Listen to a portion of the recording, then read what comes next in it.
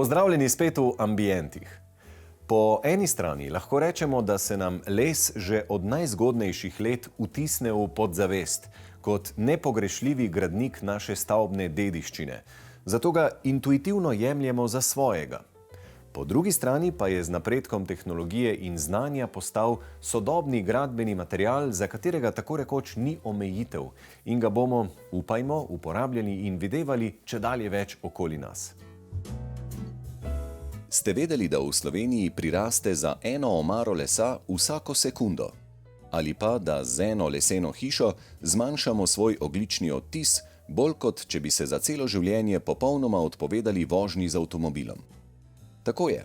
Les, slovensko zeleno zlato, je ključen material za prehod v ogljično nevtralno družbo, to pa zdaj odseva tudi zakonodaja in v javnih naročilih predpisuje njegovo obvezno rabo.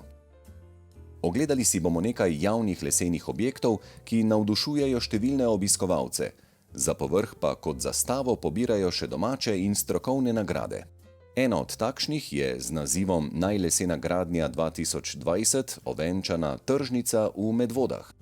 Postavljena je kot preprosta lesena tržna lopa, ki pa z gubanjem strehe in ritmom stebrišča vseeno ukrade pogled in nas vabi, da jo raziščemo od bliže. O tržnici, ki jo je naročila občina Medvode, smo se pogovarjali z njenim soavtorjem, profesorjem Janezom Koželjem. Osnovni razmislek je bil, da ustvarimo, oblikujemo in potem tudi izvedemo neko konstrukcijo, ki je čim bolj enotna.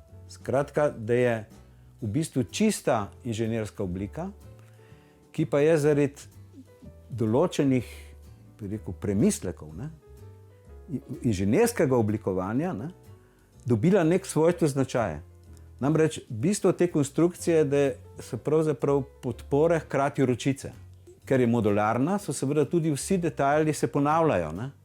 Po drugi strani je taka konstrukcija dovolj gosta, da ustvarja neko čutek, neko podobo, tudi seveda enega zaslonjenega prostora. Zdaj, če imate pa več domišljije, potem pa, če pogledate okolje, ta valovita streha na nek način, jo ne posnema, ampak si lahko predstavljate, kot da se zgleduje po valovitih slemenih v ozadju. Z umeščanjem lesenih objektov v naše vsakdanje okolje, naj si gre za most, pokrito tržnico ali pa za urbano opremo, pa se počasi razblinjajo tudi predsodki, ki jih imamo o gradnji z lesom. Kot pove profesor Koželj, je les uporaben tako za izgradnjo mostu, kot za večnadstropni hotel. Skušamo kadarkoli, kakršenkoli primeru prepričati naročnika oziroma investitorja, da razmišlja trajnostno. Namreč trajnostna arhitektura je lesena arhitektura. To je zelo enostavno povedati. To je praktično edina arhitektura, ki uporablja obnovljivi vir, ki s tem, da ga uporablja, seveda tudi zmanjšuje svoj ogljični odtis oziroma je ogljično nevtralna. Pa še poglejmo, kako se les obnaša v enem najbolj vlažnih okolij, kar si jih lahko zamislimo, nad reko. Most pri Bohinjski Bistrici je s svojo preprosto, pa hkrati pametno in racionalno leseno konstrukcijo prepričal tako domačine kot obiskovalce ter za povrh prejel več svetovnih nagrad, med drugim tudi prvo nacionalno nagrado za leseno gradnjo 2013. Most je naročila občina Bohinj, pogovarjali pa smo se z njegovim soavtorjem Miho Dešmanom.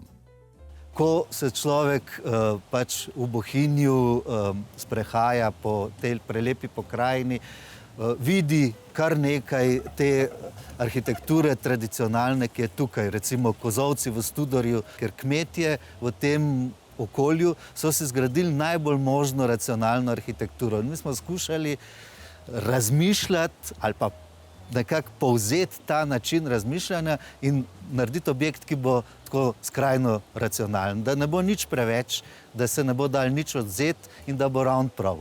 In mogoče nam je celo vsaj deloma uspelo. Most čez Savo pripada Bohinjski kolesarski poti, ki jo občina vzpostavlja fazno. Lani je pot, ob kateri so med drugim zasnovana tudi prekrasna gozdna postajališča, tudi v celoti lesena, dobila še en pomemben člen, in sicer novo kolesarsko brv, ki povezuje naselji Kamnje in Polje. kar 40 metrov dolg pokrit lesen most, ki so ga podpisali v ateljeju Ostan Pavlin arhitekti, kolesarjem in sprehajalcem ponudi prostor za senčen oddih s panoramskim razgledom na lepote Gorenjske. Brv je oblikovana kot hiša na vodi in je z izjemo nosilnih gredi v celoti lesena. Leseno ostrešje, leseni stebri, tlak in ograja skupaj s slikovito kuliso pričarajo pravljično izkušnjo prostora. Takšno, ki jo lahko zagotovi le lesena arhitektura.